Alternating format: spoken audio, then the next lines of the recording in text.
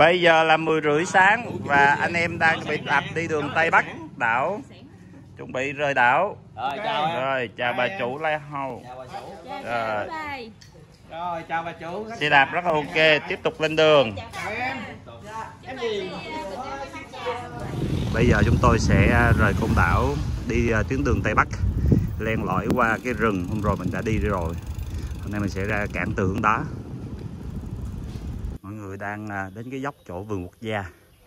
Đoạn đường này dốc rất là cao, đạp rất là phê các bạn, rất là đã. Tuy không bằng những cái đèo anh em chúng tôi đã đi qua, nhưng mà đoạn đường này rất là hay.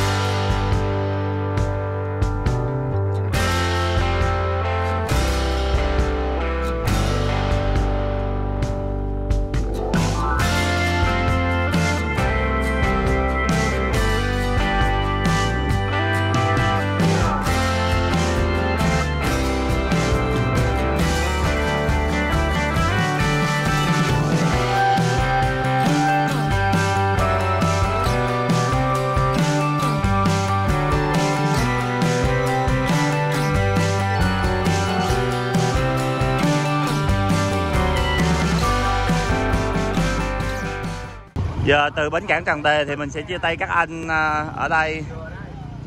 Các anh sẽ lên xe về Sài Gòn và mình sẽ tiếp tục hành trình. Bây giờ mình sẽ đi Bạc Liêu.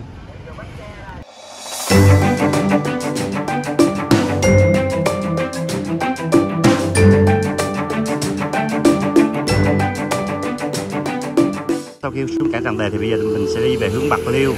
Chúng tôi đã có mặt tại thành phố Bạc Liêu. Bạc Liêu sang Rạch Giá thì mình sẽ bỏ qua những cái con đường quốc lộ chính và mình sẽ len lỏi vô cái đường ở trong quê. Chúng tôi đang có mặt tại cảng Rạch Giá. Bây giờ chuẩn bị đón tàu đi Phú Quốc.